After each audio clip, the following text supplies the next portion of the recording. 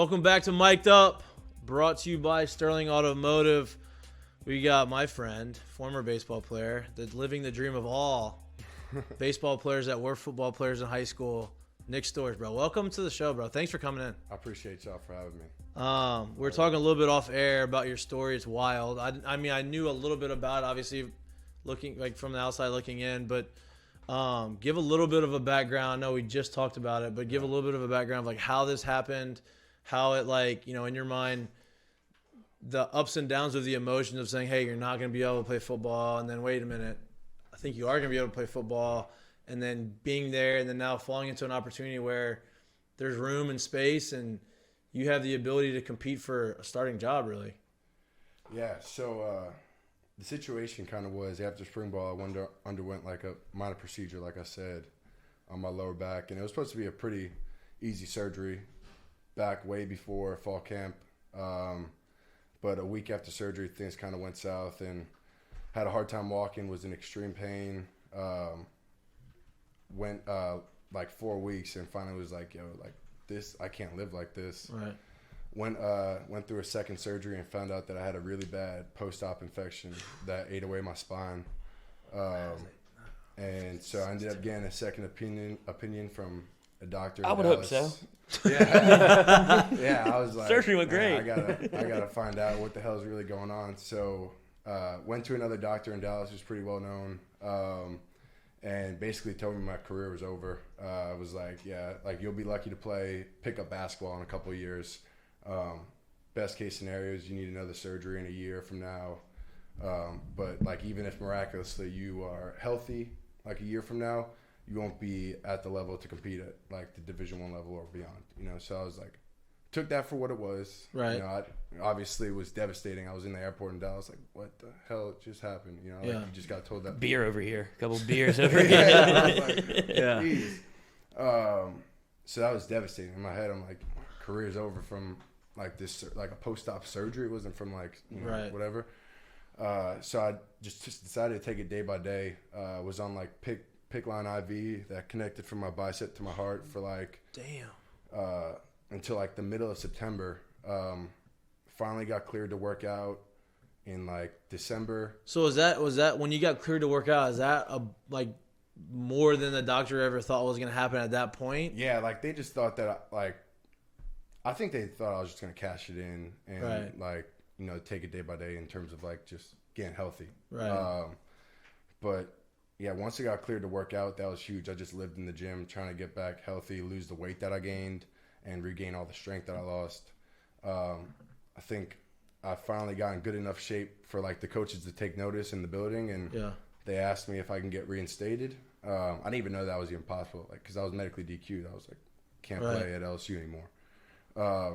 But found out that it was possible. LSU's athletic training kind of went above and beyond and helped me get back on the field at LSU, and you know, I'm just happy to be on the field at this point. You know, I'm just won't take a day for granted and just happy to be on the field, you know? Dude, I'm happy to see you on the field. Like I said, you are living the dream of every baseball player that was a high-level football player in high school that goes and plays college baseball or beyond, and baseball stinks sometimes. It's very hard, and there's a lot of failure, and you're sitting in the dugout or you're sitting in the outfield like I used to do sometimes, and be like, why the fuck am I playing baseball? I'm done with this. I'm going to play football. I want to go play football. I'm going to get out of here. I'm going to go try to play football. Fucking hit somebody. Yeah, like the harder you try in baseball sometimes, the worse it gets. In football, it's like I messed up. I'm going to go harder and I'm going to make a better play. And you're living that, which is awesome. And I'm a huge fan. You know, you were on the baseball team whenever one of my best friends was involved. Actually, a few of my friends, but Nate Fury. Oh, yeah. And Nate loved you. And he would always say, hey, this guy's great. And so then I became a fan of yours just from afar.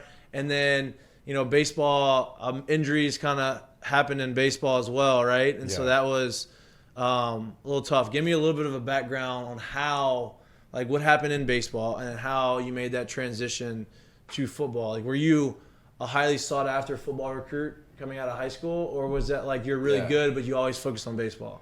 So I had a couple offers, like, coming out of high school for football, but I wanted to focus on baseball. You know, I went to LSU with the full intention of playing baseball and going to play professionally. Obviously, it didn't work out that way. Right. Injuries happened, and finally got back healthy my junior year, which got cut short because of COVID. And finally, I was like, LSU just came off to win a national championship.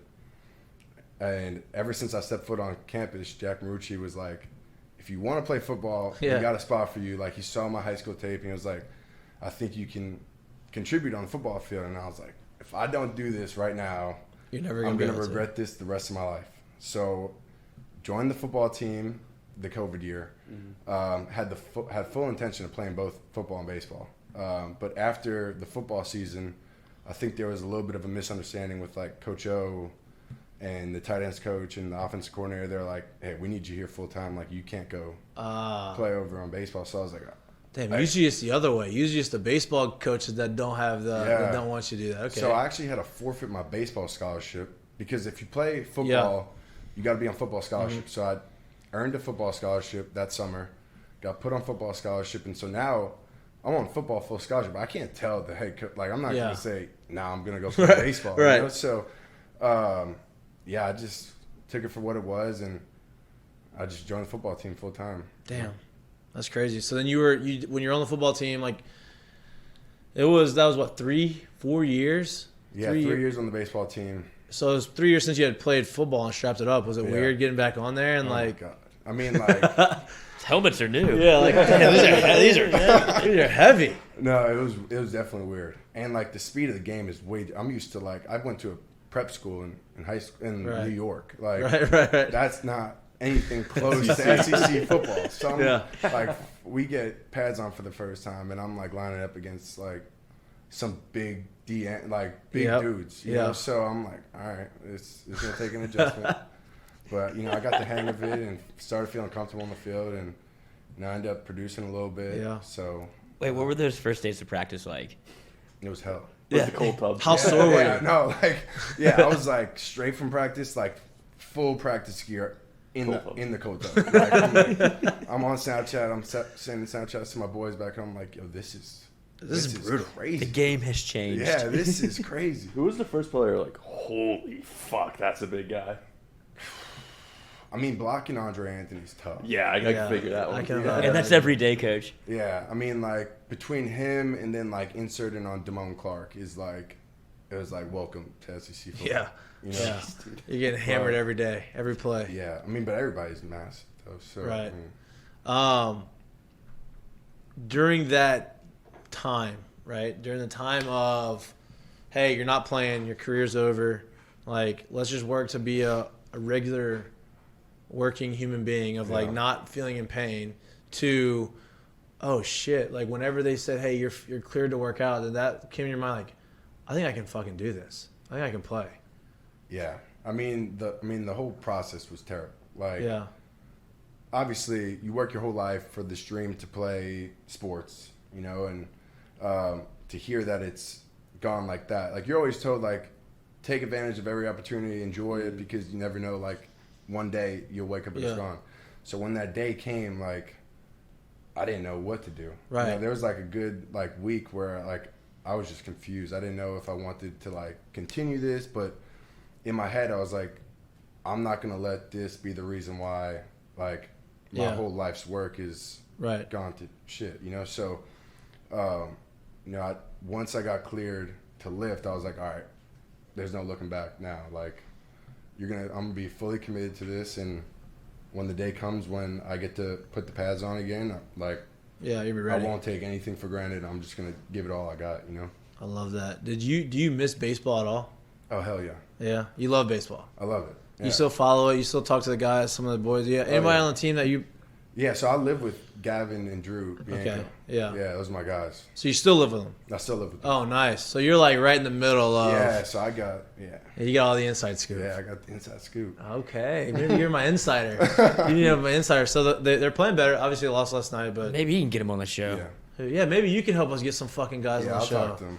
Jesus Christ, they don't. I mean, busy like all the 11-1's tough time, I guess, for them because like. Yeah. But like, school's about to be out. Weather's about to start getting real warm.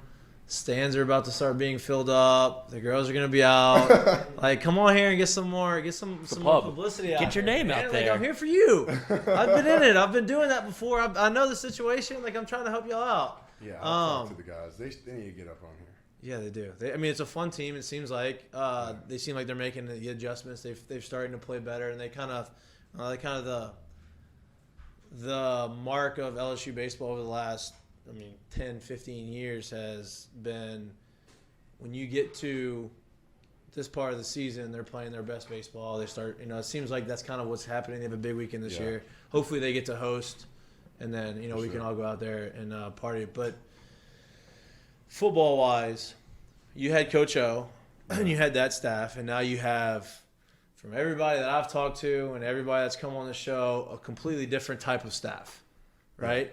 Can you talk a little bit about, I'm sure you've been hammered with this, and everybody that's talked to you, what has been the biggest difference that you see, and how has that transition been for you as far as, like, coming in, playing? And I guess for you, it's got to be, you've got to feel good about them coming, a new staff not really knowing you and coming out of their way, seeing you working your ass off and say, hey, we want you back on here. You know what I mean? That's gotta have to sit well with you.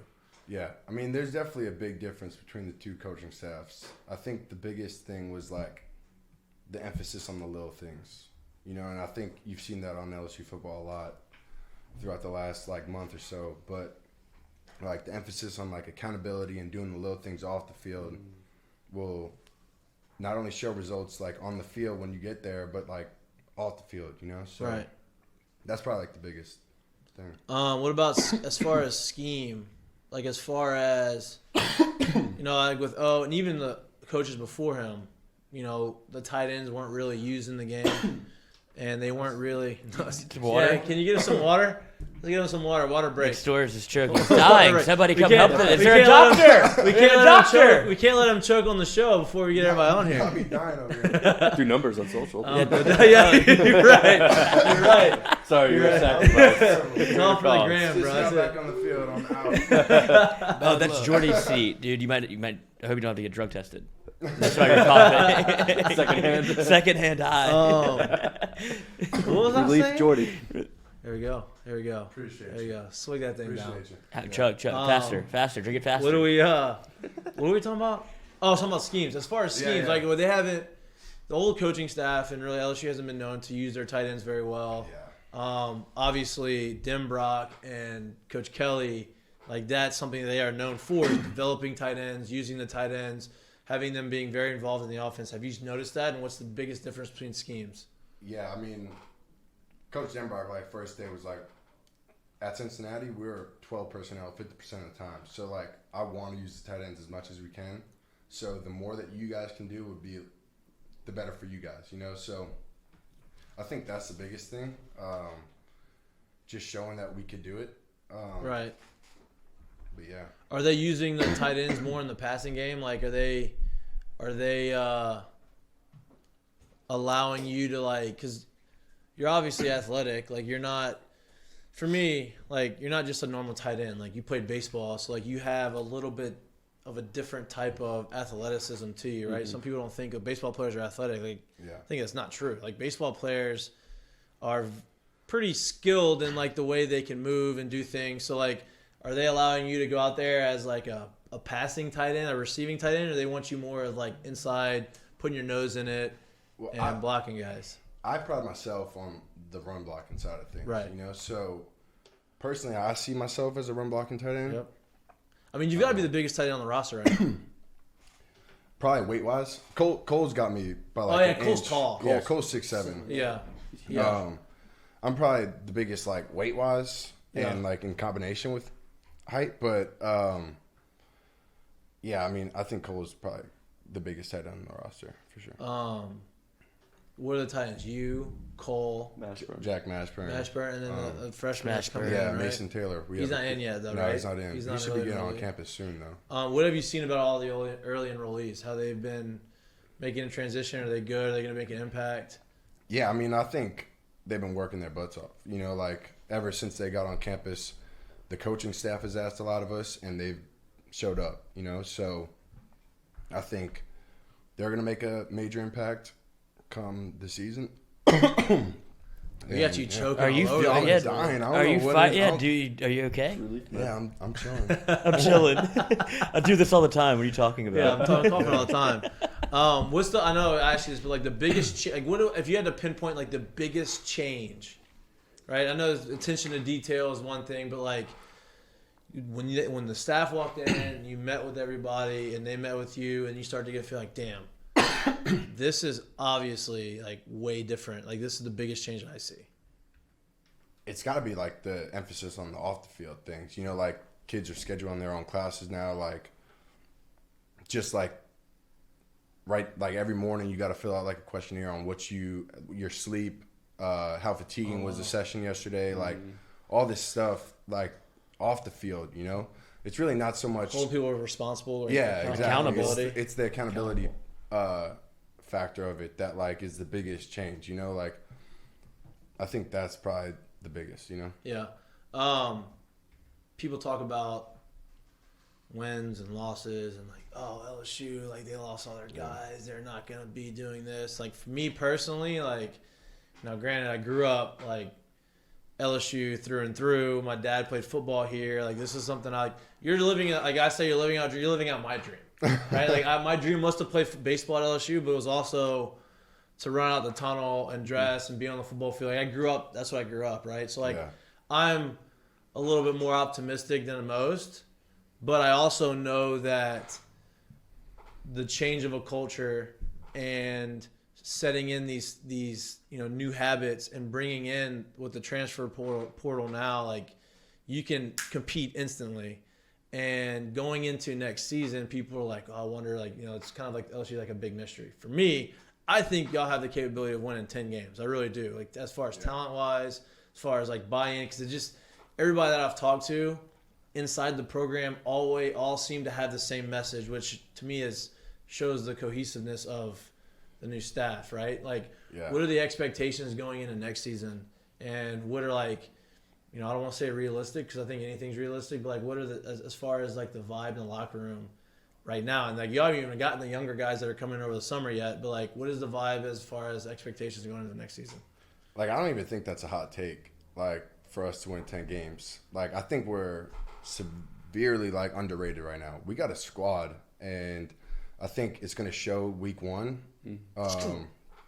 And like the emphasis, like nobody thinks like the vibe in the locker room is like we're gonna fucking win. Yeah, we're gonna win. Like nobody in the locker room thinks, oh, this is a coaching change year. It's gonna be a down year, whatever the case is. Like we got some talent on that team, and like the world's gonna end up seeing week 1. I feel like people just don't know what to think right now. You know? But like the guys that are in there every day, like we know what we got. Like we're gonna be a solid team, and the emphasis is gonna be on winning. It's not nobody in the locker room thinks, all right, this is gonna rebuilding be year. Yeah, Fuck that. No, hell no. This is not a rebuilding year at all. I love that. What big hot topic is the quarterbacks. Right? I'm not going to ask you obviously I'll never ask you who you want to start because that'd be a bullshit question. The cough would come back. What have you seen? I was talking. We were talking. So Jack Besh and Will Campbell were here on Monday, and we're talking a little bit about them, like what they have seen on the offense and like the different types of schemes. And Will's talked about how they are emphasizing a lot of the RPOs, and they want the quarterbacks to be able to run a little bit. Have you seen the same things, and how have you seen the quarterbacks perform? Not necessarily just on the spring game, but as far as the entire camp. Is this a tricky question? It's a tough question. I mean, like Will's right. Like, there's definitely an emphasis on like the RPOs, and they want a quarterback that can do both. It opens up a lot in the offense. If you can have a quarterback that can run it a little bit. Right, but it's not the end all be all. No, not at all. Not at all. And I think this spring football has brought out the best in like each one of those guys, and they've like pushed themselves to a higher level, and they're getting the best out of everything. And it isn't like there is no. I think some people might think like somebody knows right now that there is actually a quarterback, but like when Coach Kelly says like we don't know, like I don't know who the guy's gonna be at all. There's a lot of time left. Like there's a lot of development. I mean, spring game is what it is, right? Like it's very vanilla.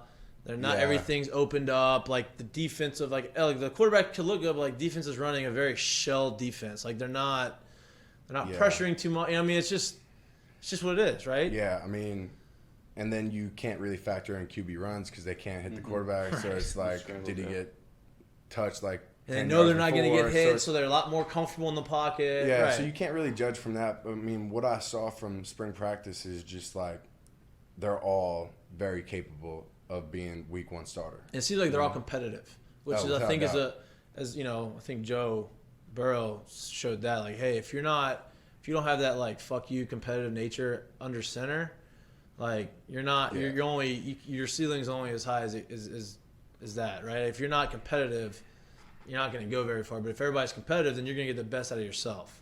Yeah, they all got some swag to them. They all have some sort of fire, you know, like, and that's surprising to some because I don't know, maybe if some of these guys come off as that, but like once the pads come on, like all of them have some type of swag to them. Love that. Yeah. What more fun questions? What was the first time you ran through the tunnel? That was COVID. That was COVID. So, dude, your life has been shitty. He hasn't done it yet. Fucking shit. Oh my god, dude. So I can't. So you ran out the tunnel and it was worse than a spring game. Yeah, no, it was terrible. Like we had like the cardboard cutouts, and that was just like depressing. Like these cardboard I'm cutouts. so excited for you. Dead fish. I'm fired up. I mean, like I ran out. I couldn't really walk. Like this is like it's different. It's different when you're not playing. Yeah, so like I was walking out and like.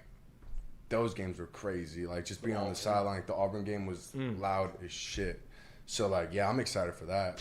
Like, I'm excited for you. Like I'm getting goosebumps just thinking about you because I mean, to me, I would argue that this is going to be way more special running out against Florida. Florida State's not at home, huh? No, it's in New Orleans. But running out against Southern, even though it is Southern, It'll still be bad. It'll still be crazy. yeah, running out there would mean more to you after everything that you have been through than it would have last year, the first game in 2020, right? So like, I mean, like running out, like the first day getting on the practice field, like 2 weeks ago was like I had to take a second to like be like, shit, like, right, all right, some hard work paid off. Like let's make the most of it. But like, so I can't imagine what it's gonna be like. Damn. When we Mississippi State's the first SEC game. God, That will be fires me up. absolutely I'm a so night fired up for game. you. Yeah. Whiskey. Alabama's at home this year. Yeah, So this is a good. I got them all marked off. I know you do. Yeah, And I got them marked off for you now. Yeah, I'm fired up. Do you go to? Are you going? Have you been going to any baseball games? Yeah, I go to like every single home game. Yeah. Love that. I'll be there. Probably go to a game this weekend. Yeah. You can't see Mikey though; he's up in the suites. Yeah. Not all the to get time. to him. Not all the time. Sometimes behind home plate. Oh yeah. The Gold Club.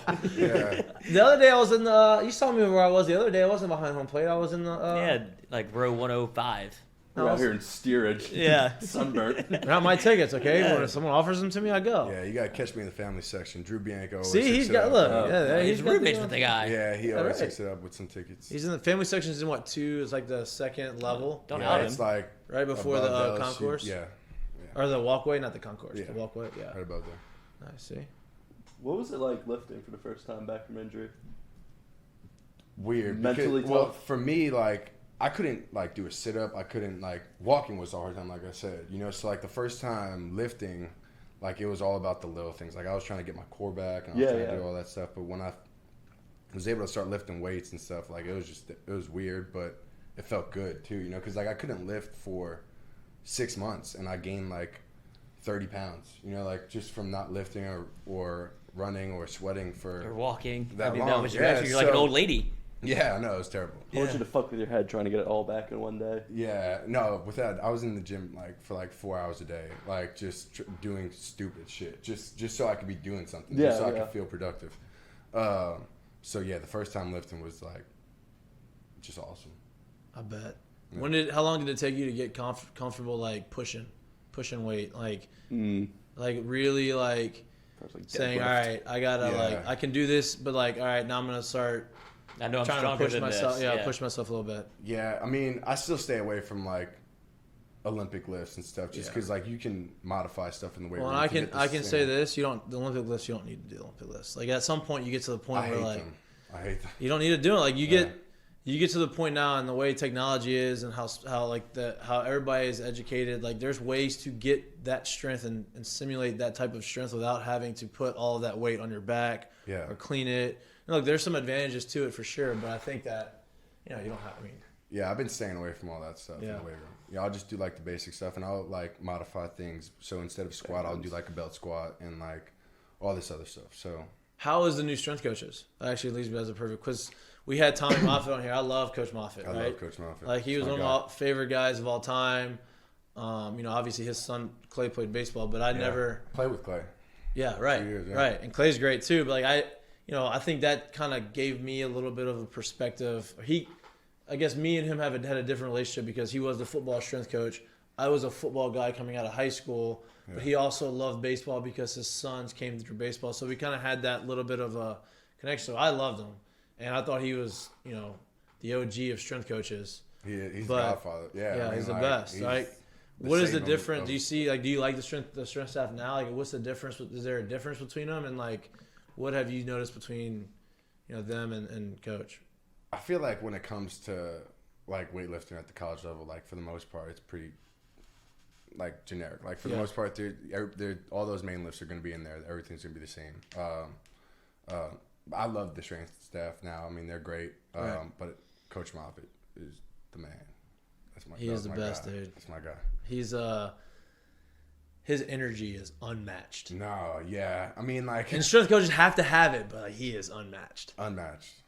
It would be like even last year, but the COVID year, like pregame, this guy's like gets a steel chair and somebody's smashing it over his back. I'm like, I wanted him to hit me with one.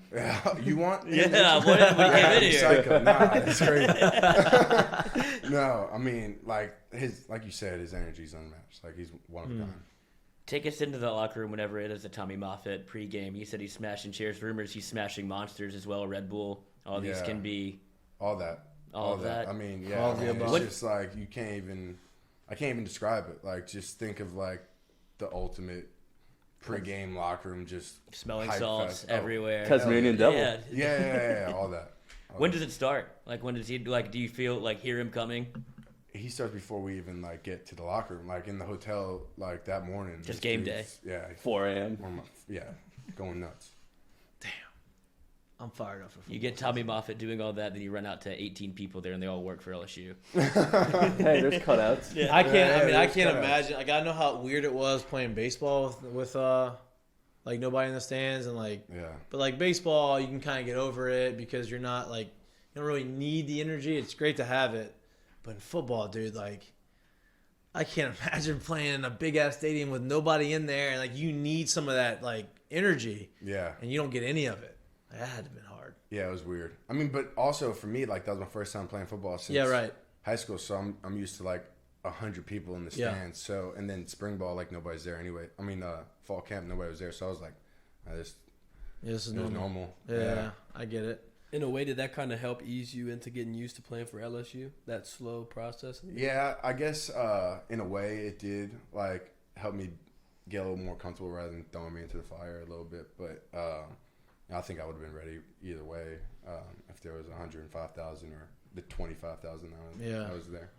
Dude, We're gonna run a 4-3 out of that tunnel. I Yeah, can't wait. Look, I'm gonna have wherever I'm sitting in the stands. Eyeballs. I'm gonna have eyeballs on you coming out of that tunnel for the first game because like I'm fired up for it because I know how hard. Like I haven't had that type of injury, but like I've had, I broke my arm in high school. I had injuries where like I didn't know if I was gonna come back and be the same guy. Now I never had anyone tell me I'm never gonna play sports again, but I know the mental part of coming through an injury is tough, and I've heard good things. Now, this is the first time we've like really officially like Yeah. hung out and talked, but like I heard nothing but great things. So I've always been a fan from afar. Now I'm a fan from up close. I cannot wait for you to be around the tunnel. I can't wait for you to get out there and ball out and do your thing and hopefully get a shot at the next level as a tight end. But dude, I appreciate you coming on here. Yeah, We're gonna thank you guys for let you having get out me. here a little early, but anytime you want to come back on and talk and shoot the shit, bro. This is like an open forum. Like as you can see, we're not super like buttoned up, and like we try to have fun. We try to make it loose Choke and you out. enjoy it. Yeah. Pass the test. Yeah, we try to see if you can make it through the whole show without dying. But I'm glad you did. Eric Andre Glad show. you made it. Yeah, appreciate it, man. Yeah, thank you Thanks guys for for having coming, me. I had a dude. lot of fun. Yeah, anytime you want to come back, you can come back on. But we're gonna take a little bit of a break, reset. We have Kendall Rogers coming on at 12:40 via video call. He has confirmed. Trying to get his email for you so you can produce. That would be Do nice. your job. Otherwise, we can't get in touch with him. But yeah, we're gonna take a little bit of break. We'll be back. You're watching Mik'd Up, brought to you by Sterling Automotive.